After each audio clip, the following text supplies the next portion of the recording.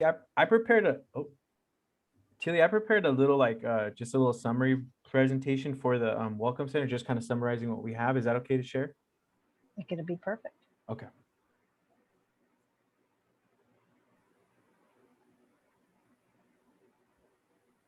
Hello, everyone. Welcome. We'll take a minute or two just for folks to join the webinar.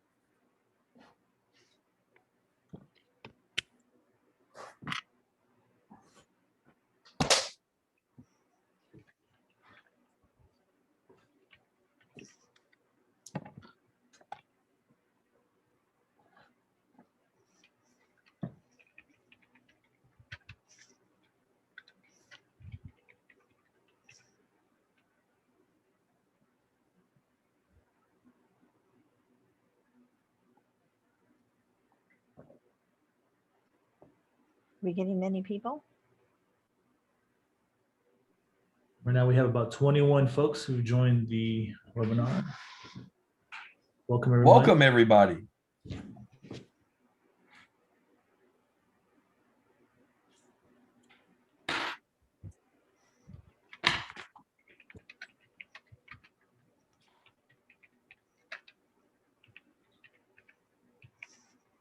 And folks, if you have any questions, please add them to the chat, and we'll have the panelists and everyone here to them. Absolutely. And I want to thank everyone who has joined us, and Tilly and Caesar, particularly for putting this together. You know, this is a great opportunity to be able to get directly to people's questions. So any question that you have, please put it in the chat. The only way we can make sure that we're meeting your needs, the needs of our wonderful City College family, is if you let us know what your thoughts are. These are some very interesting times we're living in.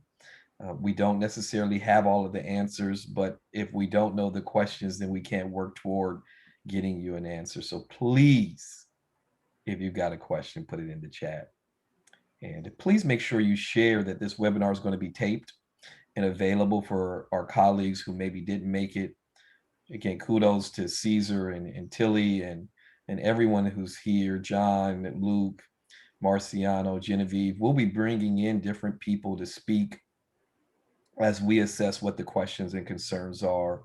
We're going to be doing this weekly because the information is changing weekly. Whatever we tell you today, write it with a pencil that has an eraser on it, because it's liable to change tomorrow. Not that we want it to change, but this is changing so rapidly that it can be very challenging to keep pace with all of the changes. But I assure you that every decision that we make, we're doing so with everyone's health, safety, and well-being. So, Ricky, if you don't mind, I just kind of wanted to share with people what some of the thoughts and ideas, and this might seem kind of clunky right now because Organic. Okay, Organic's I like the better word. Organic. I like that, organic, because we're in real time and things are changing every second. Before we used to say every week, now we're saying every second. So things are moving rapidly, and some of the thoughts that we have had is to try to help the college move in communication is to try and find time to have a weekly Zoom, ideally twice, right? Once in the morning-ish and once in the afternoon for people to be able to attend, but they will be recorded. But hopefully we can get to your questions, and that's really what we're after. I know Caesar's going to be working on an FAQ with us and trying to get that posted and helping us to maintain that. And that FAQ may not even be to anyone that is here today. Those questions might be to others. We do have other people available for us. We have our mental health staff standing by with potential answers for us, and they also have their own services. I'll leave that to Marciano to talk about, but I'm sure people are asking all kinds of questions. It's a new month. It's already July 1st. I cannot believe that part of it. And so I just kind of wanted to give like an idea of some of the things. And today, this organic Zoom will really go over a couple of things for myself that I thought were going to be important to hit. And maybe we have other questions along the way. So if I can, and please, anyone here, John, Ricky, Marcia, anyone that has the answer to that or has a different interpretation of it, please jump on in. I had also been working with Luke. Thank you, Luke, our outreach, phenomenal outreach coordinator, has also been working on developing places to ask questions for people, right, and collect them for FAQs. And we'll address those in a little bit. But my first thought was the city college guidelines, or just guidelines in general. I don't know about you all, but I saw an email this morning that kind of made me think, oh, I might have more questions than I thought before. And one of the first thoughts that I had was vaccinations. I think that kind of has lived in my world and the documentation of that. So I need to upload my own paperwork. So I need to get that to be in compliance. And whether that paperwork would be that I've been vaccinated and I put that information into the system, or whether it be that I have an exemption. Either way, that works. And I think that's just one of the things I wanted to bring out and just mention that to make sure people are on board with that. Because sometimes people read things and they say, that's not me. So it's all of us. That's every single one of us. And I know the news has different types of information, but right now, am I clear on this, that while we come to campus, when we're indoors and in classrooms, masks are going to be required, right? Masks are needed to be wearing indoors today. And I say that because we know every minute is changing. And I'm just going to say real quick, if I can, on that piece, I struggled with that one. I was outdoors at a beautiful event on Tuesday, and I struggled because it was outdoors. And I felt like I needed permission to either wear the mask or not wear the mask. I just kind of throw that out there for other people because I don't know if you feel the same way I do on that one. And the last one that I want to go over on that piece is monitoring. For as far as I'm concerned, we're always going to have to self-monitor and making sure that we're feeling well when we're on campus. Go through those questions all the time. You check with your dean, check with your supervisor. They have those questions listed. We have other things that we're going to get to with Luke in a little bit and address those. But right now, officially, my understanding is we do not have to do temperature checks as of right now. Maybe at some point in time again, but not today. That's all I really wanted to jump in, at least for the guidelines. I'm going to take it back to the group. Anyone, and please jump in because you know I'll keep talking. Well, thank you, Tilly. And let me clarify, right? Now, all of these things need clarification because we are learning, right? We're an institution of higher learning. We're learning. We're being educated. And the challenge with the English language is that sometimes we'll use words and they have multiple meanings. So respectfully, it is exciting that we don't have to do temperature checks in some cases, right? You may have programs like athletics or nursing or other programs that actually may need to do temperature checks, right? So Tilly, what is the answer to every question?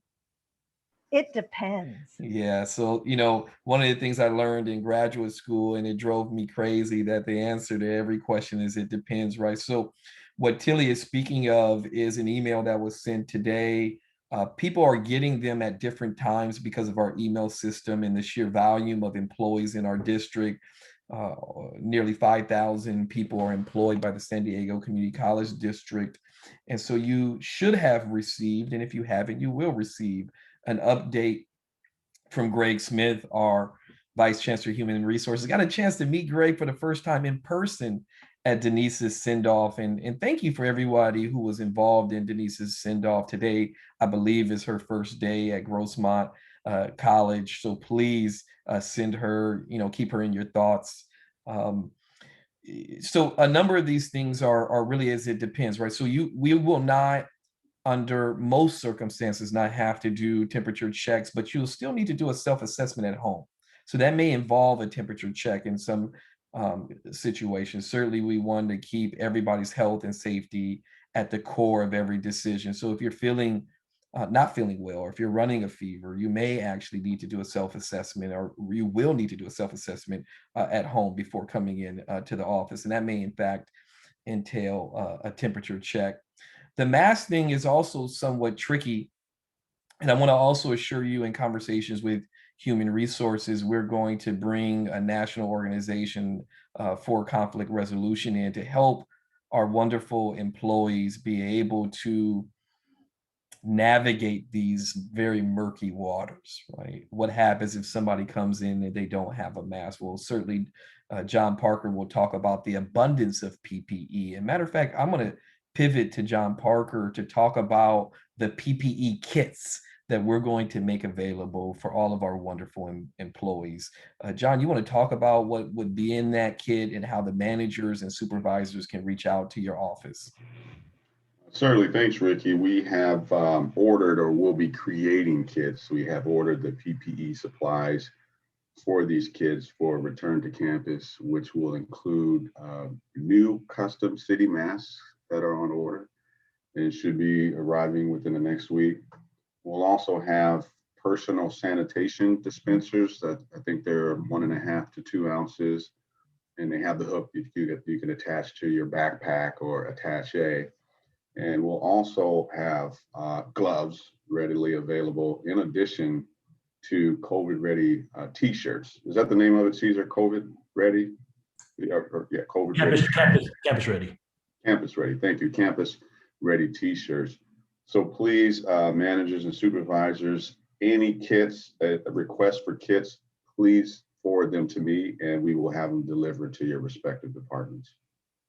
Yeah, so for offices that have 1 employee or 30 employees, you would reach out to John Parker in his office and let him know how many you need. In addition to that, we have an abundance of PPE. Shout out to Roxanne in her leadership. Early on, she reached out to vendors and secured enough PPE where we will have masks, not only for our employees, but for students and even for the public who walk in off the street and decide they want to come to City College. If they happen to not have a mask, we will have masks in those every department, but certainly those departments we know that are high traffic and likely to have someone come in and not have a mask. So we are working through these details. The wonderful vice presidents had already put together plans, but that was prior to the Cal OSHA regulations coming out. I believe they came out about a week and a half ago. And those Cal OSHA regulations help inform us how to engage employees, how to engage students. And what they're saying, Cal OSHA, not Ricky Shabazz, not the district, what Cal OSHA is saying is that we know that there are groups of people who are vaccinated, and we know that there are groups of people who are not vaccinated. And let me go on record as saying that it is your right as to whether you want to be vaccinated. We support both groups of people. However, we know that the science is telling us that it is better for people who are not vaccinated and ultimately everyone to mask up, because we don't know who is vaccinated and who is not vaccinated. And so the district is putting in place a mask requirement. There's also some additional requirements. Now we're working with our AFT, our wonderful union, our colleagues, classified professionals, faculty, to put these regulations into practice with what is outlined in Greg Smith's email to the campus. So we're still working through some of the details. We're going to have a managers meeting that we're inviting the supervisors on July 13th. Greg is attending. We'll continue to have these info sessions, these orientations. We'll tape them because information is likely to change.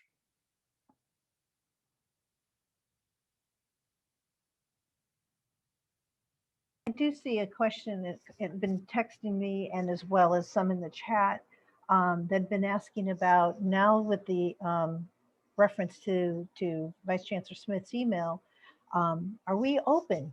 Are we technically open yet? And technically we're still trying to work our way back. So it depends, is that answer, Tilly. And what we're working on, as Ricky said, this is live time. We're trying to figure how to get people back on space. For For those of you who have been frequently still working on campus, you know there's been a process. You work through your manager, your supervisor, your dean, and usually an email will be sent to John Parker's office and getting approval and permission that you arrive on campus. That has not totally changed, but we're trying to make that easier for us by creating a calendar. We're working with your managers and deans to keep track of individuals. So while I don't want to just say, just come on down, we still want to make sure that we have record of who and where. And thank you to many areas, student services, along with instruction, working together, creating a calendar for people to try to put their names in, where they're going to be. Ricky, one of the questions that keeps coming up in several places is there a limitation? Can I come in 5 days a week, all day long? So that might be something that we want to address as well, if you can help us with that one as well. Yeah, so, when you go through Greg's email, there's a lot of use of the term may, and you might as well say may also equals depends, right? Every office has a different number of employees, and to the great question of are we open, I would say we never fully closed. Offices like financial aid and admission and records, many of the offices that report to John Parker, the facilities team, shipping and receiving. I mean, I could go down the list, nursing, machining, HVAC. Many of these folks have been on campus throughout the pandemic. I get the gist of opening. I'll give an example. Many of us were on campus on Tuesday, and I typically have been in the office 2 or 3 days a week. Marciano and his team are on campus several days a week, certainly during the Hunger Action Days.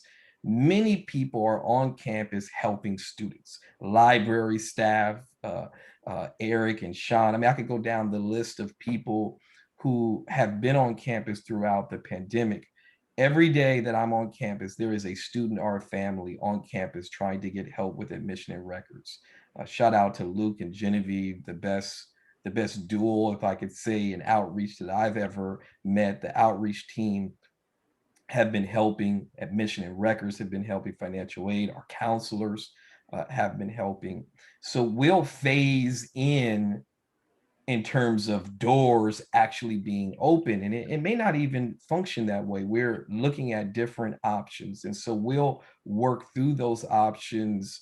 And what I can tell you is that the recommendation and the justification will come from the manager over the area. Are we ready to open 5 days a week? We're certainly not today, because this email just came out moments ago. And so we'll phase this in over the next month, next month and a half. And it's clear in the document that the overarching goal is that for us to be back fully by September 20th. Some will be quicker, some may be a little later. Really depends on the nature of the department, and whether or not those departments are ready. John Parker has either sent an email or is in the process of sending an email about the PPE kits. Oh, and shout out to cosmetology. I believe they launched a class on campus either last week or this week. So we're learning. Athletics, Aaron Deddy, our wonderful coaches, they've been on campus since the spring. So we have areas where we've been learning and piloting and reassessing. And so we'll be able to use these things to open as safe as possible. Last College Council meeting, our facilities team came and talked about the airflow and the HVAC system, and John Parker. And let me report this, because I got this question earlier today. HERF 3 has officially arrived. I think it arrived last Friday. We need to go through the setting up accounts. Let me pivot back to John Parker to talk about the award letters. I'm excited about these award letters. We're creating award letters, essentially, not award certificate, Ricky, that I presented previously. So they're award letters for each department based on the allocation that was previously distributed to the campus for HERFs 2, and 3. If you have any questions regarding these award letters, if you could please filter it through your VP to me, and I'm working with the VPs to create the or to load the budgets by department. So Roxanne and I can load budgets by department. It just makes it easier for us to track, manage, and report on these budgets rather than just having them in a pool. So these letters will become actually be going out within the next day or two. And can you maybe go over what they should expect to see on the award letter? Yeah, And certainly. Yeah, you'll have the amounts based on the allocation that was approved by the board. We'll have the amounts, the deadlines, just imploring not to wait until the last minute to spend these funds down and to send requests, as we have been doing, the HERFs, we call it the CARES request, but it's essentially the HERF request, routed into the VP and then ultimately to me for signature and approval and the budget strings. We'll also include approved items, non-qualifying items based on the couple of emails that I sent as a PowerPoint presentation of what qualifies. And HERFS 3 actually is a little bit lenient, more lenient, I would say, and vague, probably intentionally, in terms of what these HERF funds can be used for. Obviously, TechNet will be returning to campus, and so HERFS 3 will be primarily for campus resources, technology. We can use it for some site improvements. It requires approval from the Department of Education. I have to route it, they have to send it back, and then we can submit for the site improvement for it. But again, it's pretty much the same, but we can use it for some capital improvements upon approval from the DOE. Anything else you'd like me to broach on that, Ricky or team? Parking, talk about parking. Parking, yes, thank you. Just mentioning this today. I'll be sending out a notice as well, another notice, that we will resume normal parking policy and restrictions prior to COVID, meaning that parking will be free actually for the fall semester. And the plan is now we may resume in spring, but for now, no charge for parking. However, students have to park in their designated spaces, as do employees and administration, and no more parking in fire zones, fire lanes, which some of us have been used to during COVID because no one's on campus. So no more parking in the fire lanes. There will be citations issued. We'll be having more district vehicles and vendors visiting the campus, and we'll need those fire lanes cleared. That email will be forthcoming. So John, I know this is gonna, I didn't ask you this in advance, but we had initially planned for fall semester to have the V building garage open and MS building garage open. Are we opening all garages in the fall or everything as of Yes. September 20th? As of the 20th, yes, when we're Okay. expected, when we may be back to 100%. Okay. Kind of, it depends, right? You got it. And there is something, I think, in one of the chats or something about parking. I kind of missed that one, Caesar. You can let me know if we need to go back. yeah, so Sylvia raised the question, John, and yes, Sylvia, John in facilities will notice those employees and our neighbors who have been using our parking spaces when we were not all using them. And so, yes, those notices are en route to make sure that people know. Yes, they will resume citations in fall.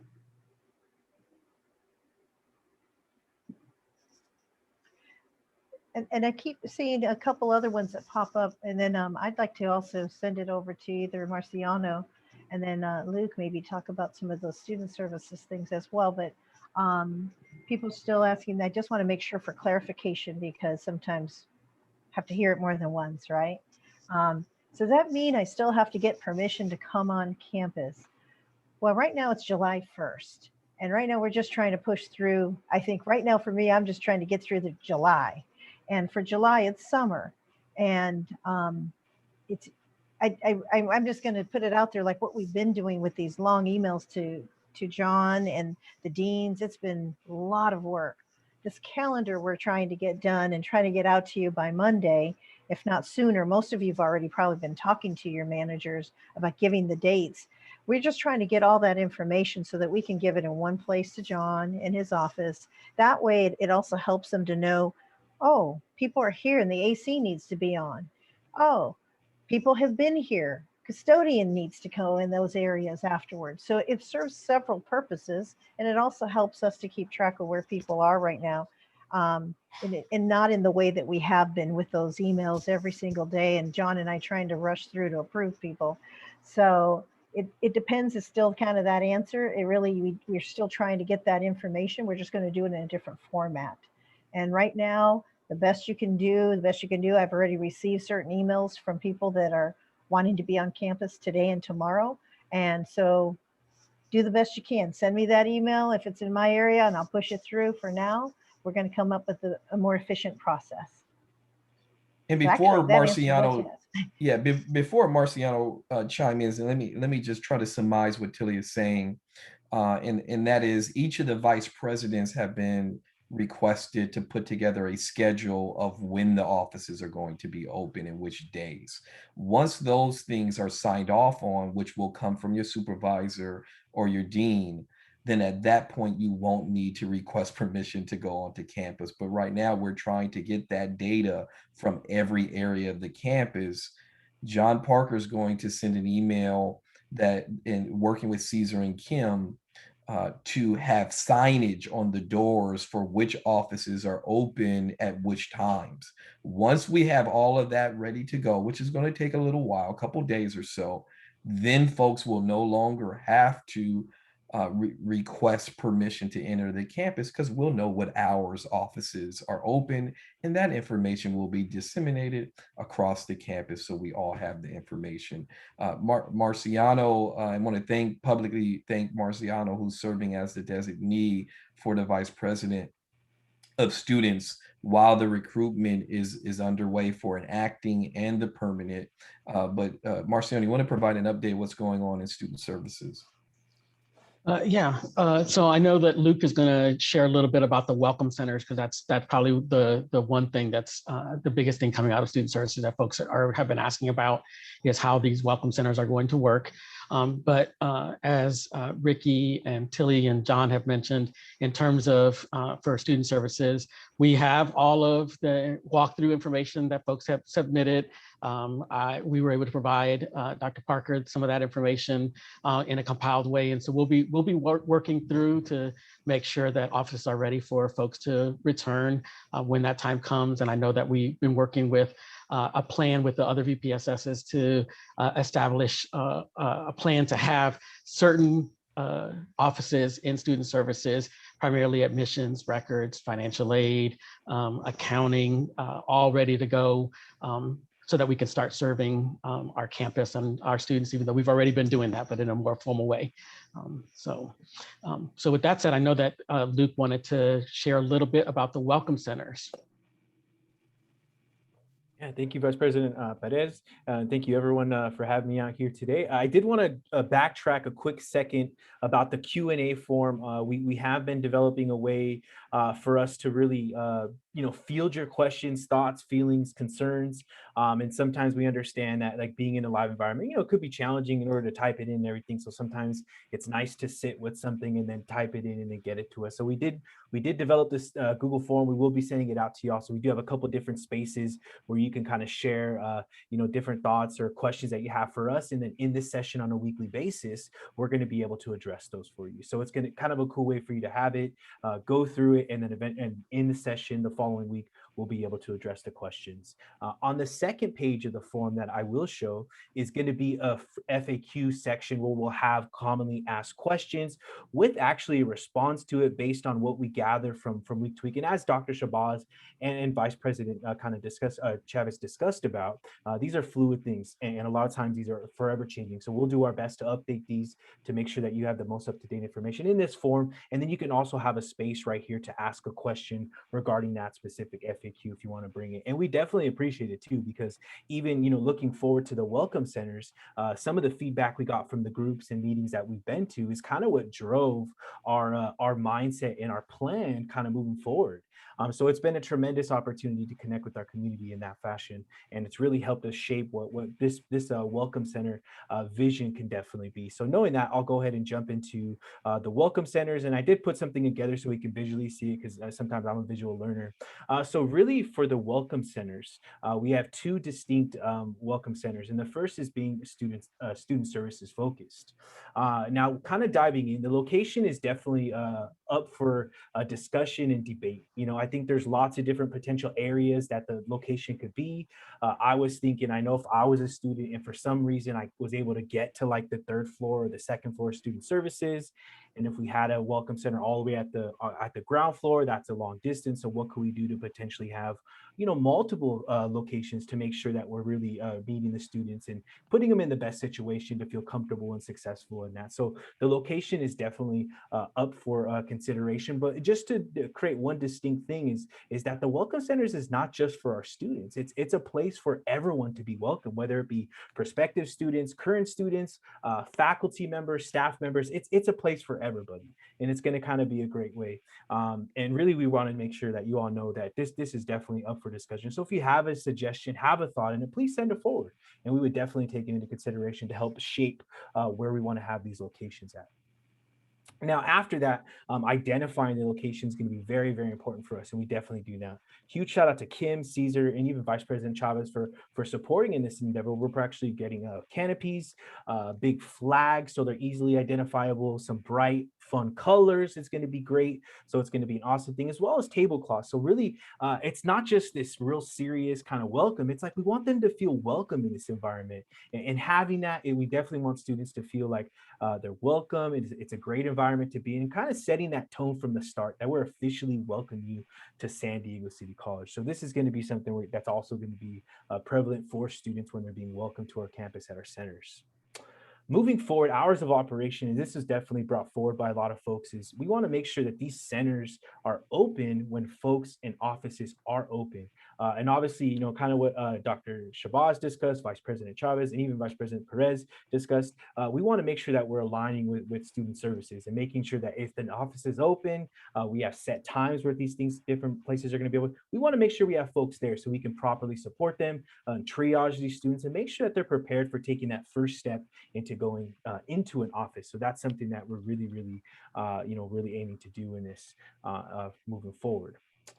Beyond that, the check-in process is definitely an interesting one. And obviously we talked about temperature checks, those different things. And obviously it's an ever-changing thing. So we're definitely going to make sure that we're monitoring our guidelines.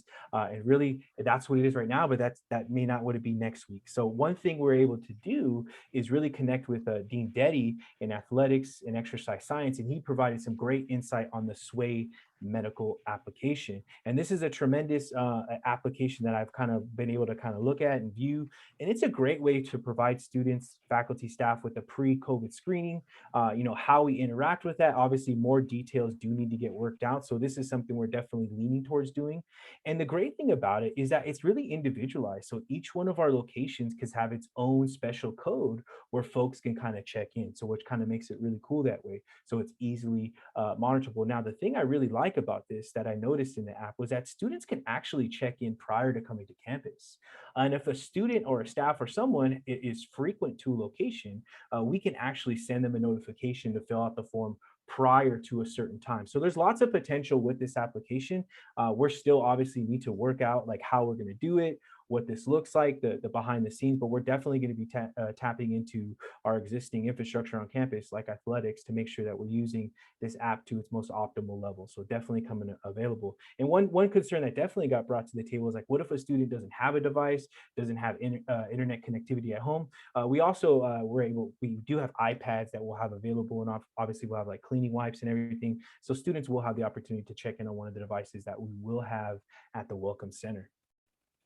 Moving forward, also, we're really thinking about privacy. We're thinking about what we can do to make sure that folks are really prepared for being on campus, and what can we visually do to show that a student has checked in properly. Now, again, a huge shout out to Kim, Caesar for their efforts.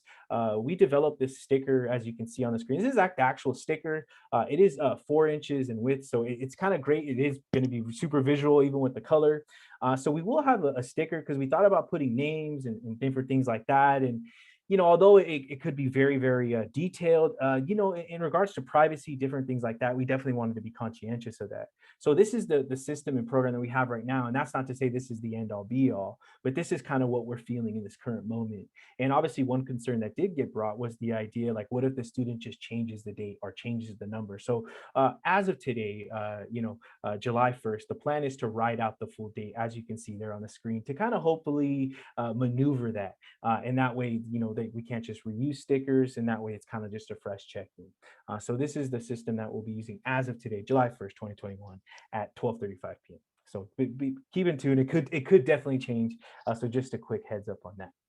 Moving forward, we talked about student services, but there's another huge population and group of students that are going to be tapping into our campus in the fall and in the summer. And that's really our classroom and different facilities, right? So really, again, the location is going to be based on where those classes are. I think Vice President and her team of deans and faculty members have done a tremendous job in grouping some facilities together that are going to be commonly used. And we're going to tap into that. We're going to make sure, and we've already seen some lists already come through of these locations and times, so we can go ahead and plan and make sure that we have adequate coverage at each one of these key areas, so we can properly triage and support these students coming in. So very, very similar to student services, where we're going to tap into the key areas where these students will definitely be frequently visiting. Now, beyond that, again, you're going to see the Welcome Center canopies, flags, signage. So that will not change. That will be consistent. I think the idea of developing a consistent brand is definitely going to be important for us. So that way students get used to seeing that certain color of canopy, that certain color of flag, that certain color of signage. That way it becomes a familiar thing for them. So location and signage would definitely be very consistent.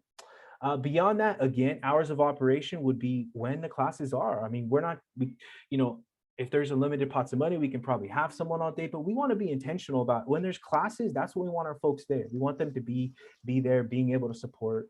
Now, beyond that, one thing that we have discussed, and I don't know if anyone else wants to jump in, but this is definitely an idea with our faculty members. If there's a class that's kind of an outlier, that's randomly at night, what can we do to properly support these students using the Sway app?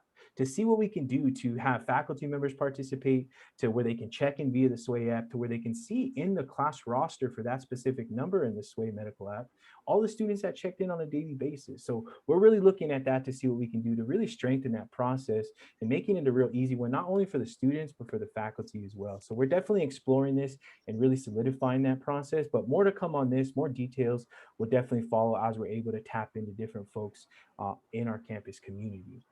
So Luke, thank you. Yes. I think this was fantastic and a great start, especially when there's a notion out there of to do something and we don't know how to get there. So thank you. And one of the things I would just like to offer, if it's okay, is to say, last year when we first came on campus in the summer, we sought out Dottie. Dottie Cordell came to the classes and talked to them. And that's kind of what led us where we are with this information with Luke. And I would then again work with your dean. We can see if we can get people, especially in the evening classes. Maybe we can work together with Luke and come to how to do this more efficiently. I really thank you and your team on what you're doing on this. There's always more to come. We could spend an entire day on welcome centers and the ideas of where we go with that. I appreciate it. And I can't wait to see what they look like and where they're at. But I do want to make a little clarification. And I think some people, as we had talked about these things in the past, 2 months ago or a month ago, was that my thought was that I would come on campus as an employee that hadn't been on there for a while, that I'd go to a welcome center, but some things get changed, right? And July 1st is here and we're doing things a little bit differently. So let's work on that with your managers and your deans. We're still asking people to do their monitoring on the questions, whether the Sway app is right now available for you or not. We know that everybody's been doing this for over a year, and we already have the format. So continue to what you're doing at the moment until we get to you and let you know how we're going to do it more efficiently. I think John was had some other things that he was going to. Is it you, John, or is it my turn? Yeah, no, I'll go and you can jump in, Tilly. Thank you. I first just wanted to thank you and Marciano, Denise, the deans and managers for conducting the walkthroughs, preliminary walkthroughs over the past several weeks. And I did ask if the VPs can conduct them initially because we were closing the year, working with budgets and trying to get the HERF spent down. I couldn't do it. But now, throughout for the summer months, I will be scheduling walkthroughs for each building. Believe it or not, I've been here 10 months and I've been in maybe only 3 buildings.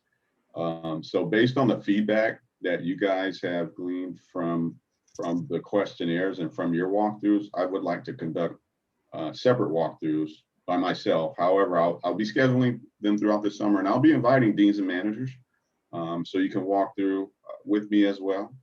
And I will take that feedback, and it will help us in our space planning and resource planning based on the feedback and our walkthroughs. As programs, as we return to campus or are transitioning back to campus, programs and services will still require a plan until September, that is. So throughout fall and well, summer in August and parts of September, we'll need a plan similar to what we have for nursing, athletics, the early education center, and other programs that have been on campus, hard to convert throughout COVID. And we do have templates for these plans. And Tilly, if I can ask you to discuss briefly the templates that you have created. Yes, John, we've been sharing them. Deans should have them, but I'll be happy to send them out again.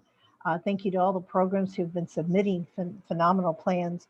But as we do come back, other events that haven't been on campus previously, we do need plans. So those are things that people need to know. They write them up. We still send them to risk management, and that's really what John and I are wanting to get through. But I will definitely share them. Maybe we can post a generic one, Caesar, along with the questions. Thank you, John. And then the other thing I wanted to ask about is I wanted us to see if we could address the 4 questions that are in the chat. Caesar, are you able to help us with those? Yeah, let me pull those up here. Thank you. See one of them here. Is the plan to return to campus taking into consideration the new variants?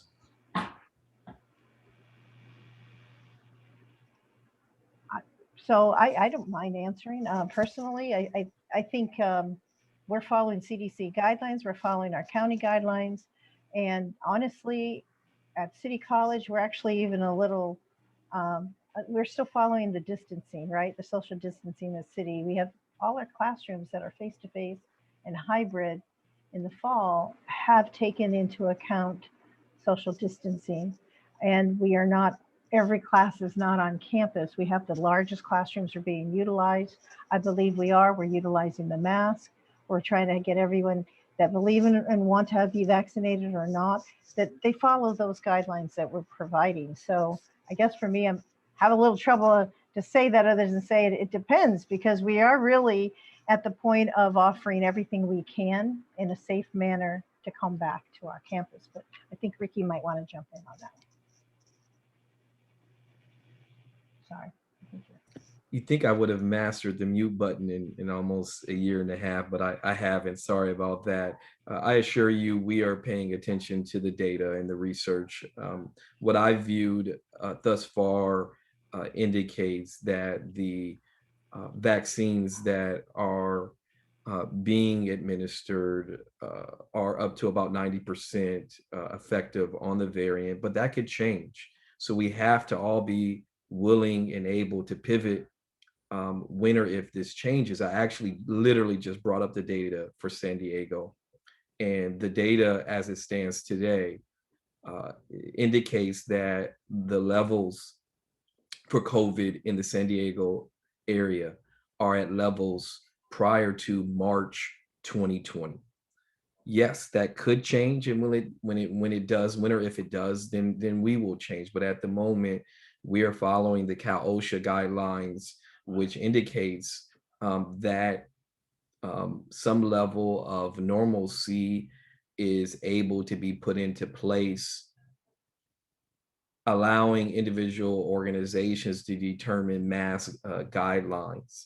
The Cal OSHA regulations indicate that there are pretty much two groups of people: those who are vaccinated and those who are not.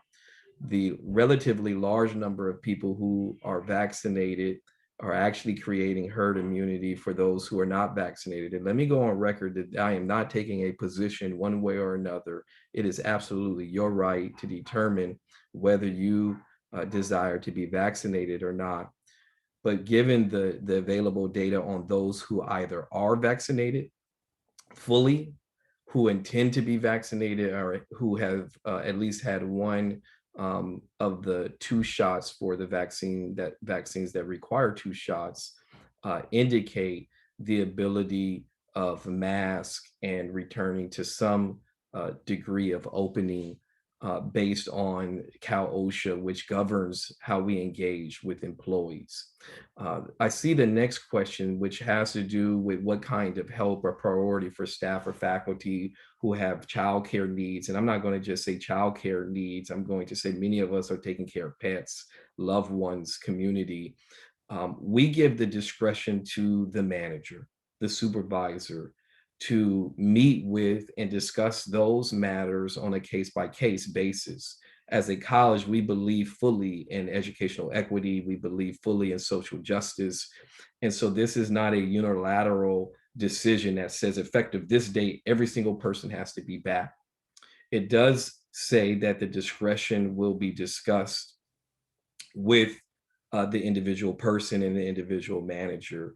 And so though every consideration and justification will be considered, and it'll be up to the manager and the individual employee to have those discussions. But rest assured of this: every day that I am on campus, there are countless people who don't have access to the internet, who don't have a computer, who don't have a Starbucks or a library to go to, who want to attend San Diego City College to change their life. We have to figure out a way that is safe for everyone involved to be able to serve our students, which is the reason why we're here. And so we're looking for those ways, but we're really depending on the individual manager, the individual faculty member to come up with approaches and these quote unquote plans that you've heard referenced, so that we know where the concerns, where the attention needs to be given, where the resources. We're very fortunate that we actually have millions of dollars in stimulus funds to be able to help. Want to thank Berta and the wonderful folks over in the Child Development Center, that our Child Development Center is slated to open. They're working on plans to be able to provide resources to our students and those who qualify to be able to use it. So if you have a challenge, if you have a concern, we want to know about it, and we'll work with you on an individual basis. But I want to also be clear that we've got to get back to serving our students in person, because the survey that we did for them indicates that they have a preference to be back on campus.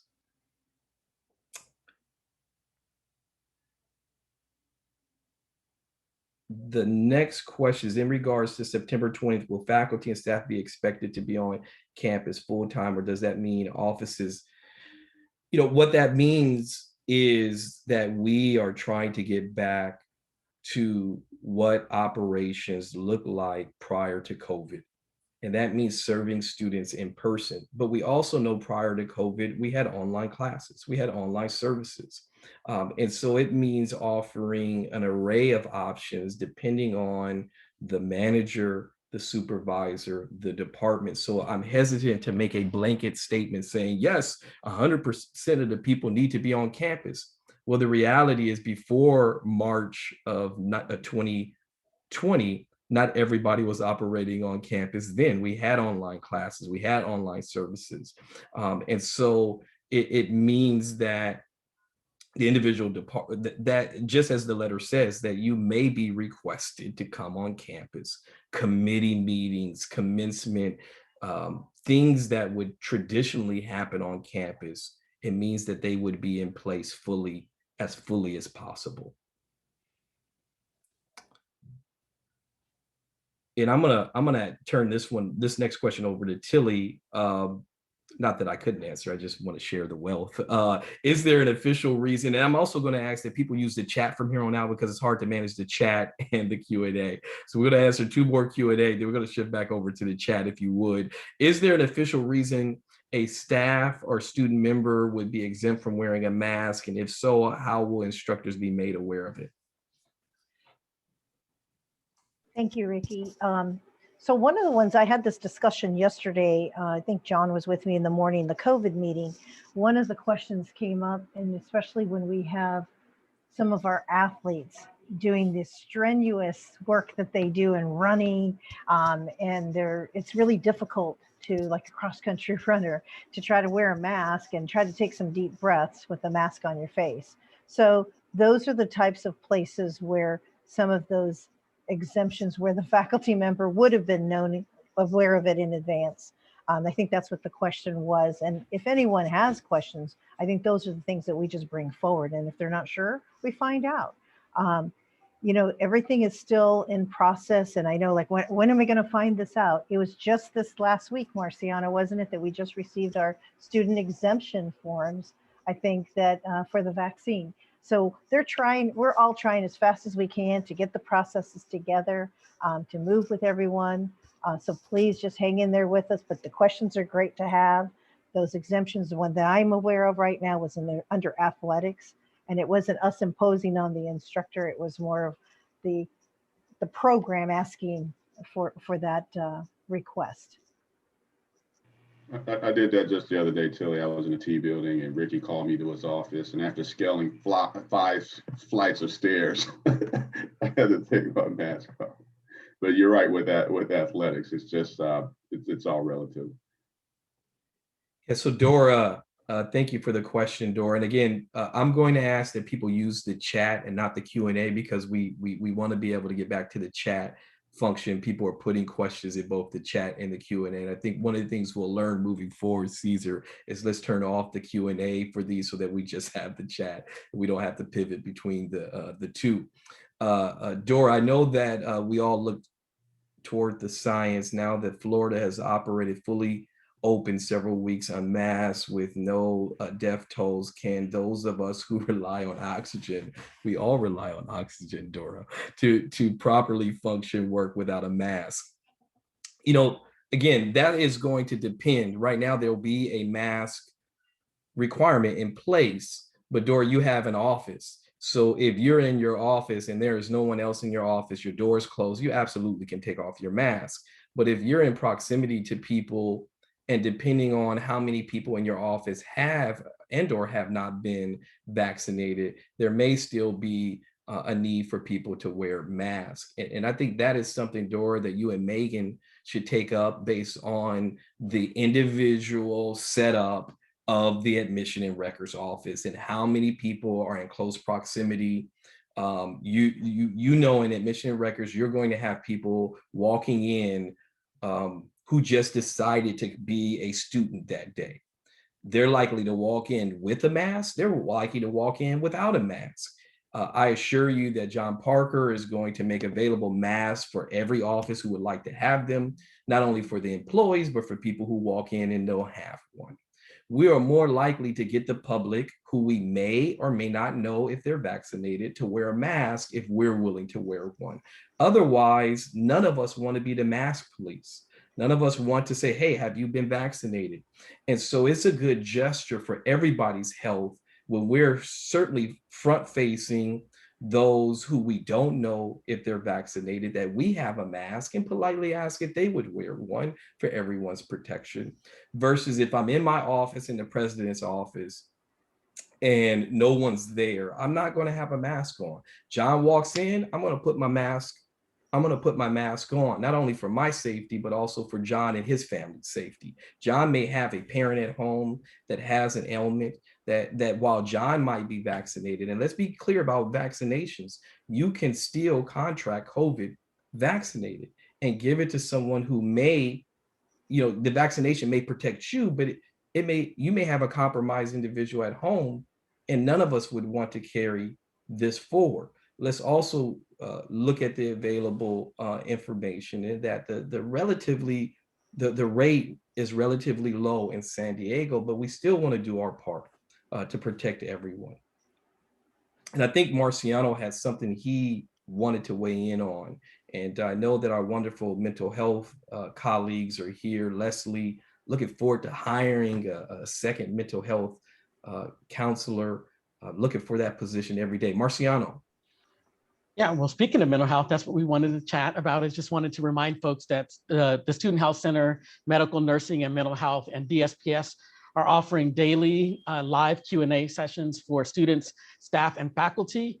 So they're student ready, mind and body first sessions. They're going to host them every day, Monday through Thursday from 9 to 11, and then Tuesdays and Wednesdays from 1 to 3. And so we'll be getting out some campus announcements on that. But again, this is another opportunity to engage with the folks on the student health side of things to make sure that we talked a lot about being campus ready, but we want to be student ready. We want students to feel like, students have a lot of questions about what does this look like to come back to campus? What is it going to look like to be in a classroom with folks that are not vaccinated? The questions about masks. Do I have to wear a mask when I'm in class? So all of those things, we want to make sure that our students are ready and have the right information, and our student health folks and DSPS are ready to do that. So just be on the lookout for that. I wanted to make sure that we plug that because they've been working really hard on getting this program up and ready for us.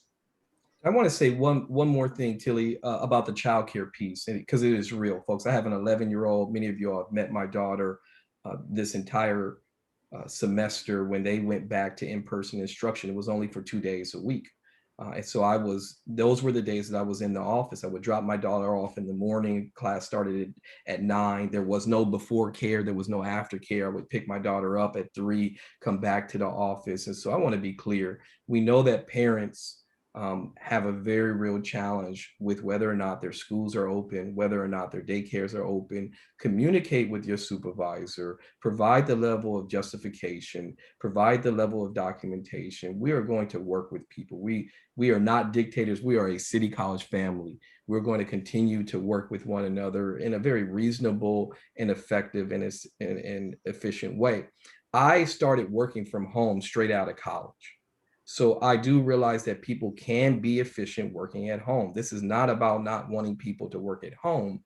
This is about that a number of our students need to be helped in person until we get them equipped either with a computer or Wi-Fi or taking a computer class. I interacted with a gentleman who was in his 60s, maybe about 3 weeks ago.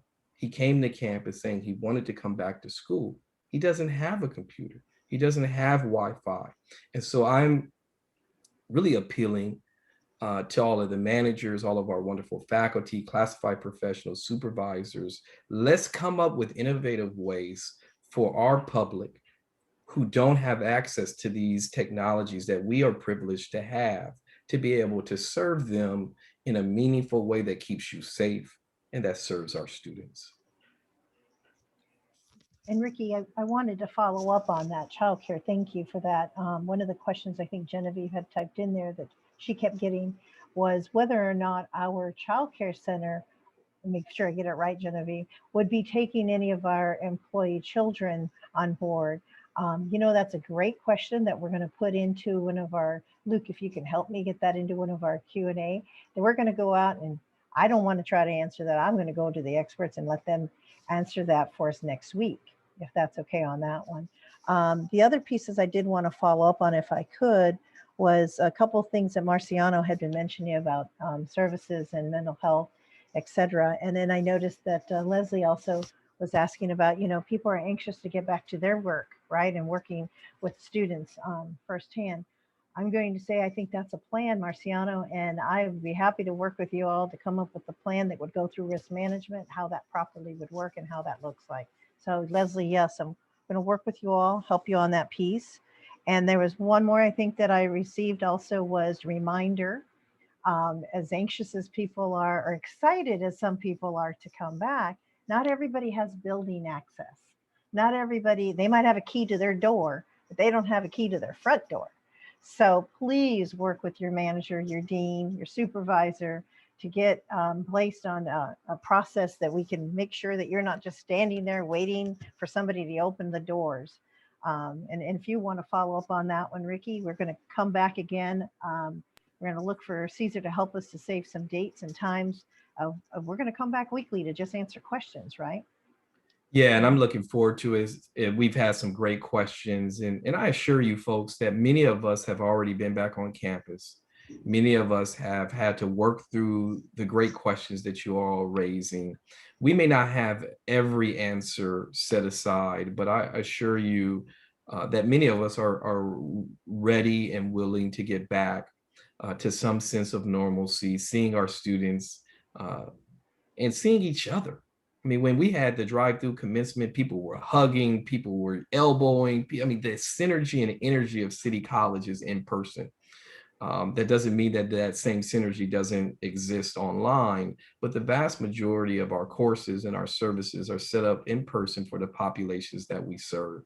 And so we will be fine. We are fine. We will be fine. The state budget is looking very, very good. I am working on a communication that'll probably come out in the morning that'll address a number of things that are going on. Things are moving very fast. We're just doing our very best to keep pace. And it's because of this amazing team that we have at San Diego City College. So thank you. Thank each of you for what you do for our students, what you do for our community, what you do for your families. And I assure you, we're going to work with you as long as you work with us, because some people do have some very real health concerns, some very real childcare concerns, and we want to know about them so we can begin to help. There was a question about the cafes and food trucks that I don't know, John, unless you're able to answer it for fall semester, do you want to try to get an answer for that for next week? Yes, I will have an answer for next week. Okay. Well, thank you all. This was our first try at organic meeting of trying to make sure we get this information out to the entire college. And thank you all for being here, and send the questions forward.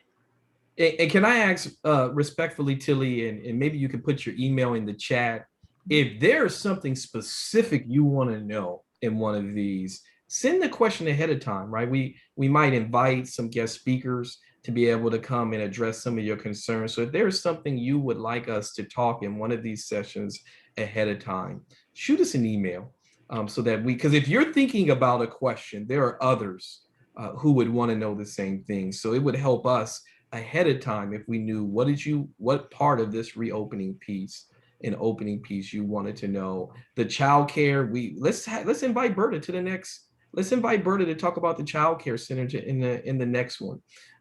John, let's invite someone from food services to the next one to talk about what food services might look like. I mean, those are great questions that frankly, we need to have answers to. And so if you have questions, send them forward, because you're not the only one who's wondering that. Thank you all very much. Stay safe, be well, and continue the great work of helping our students. Thank you. Thank you, Luke, for the form. That's great having that question out there.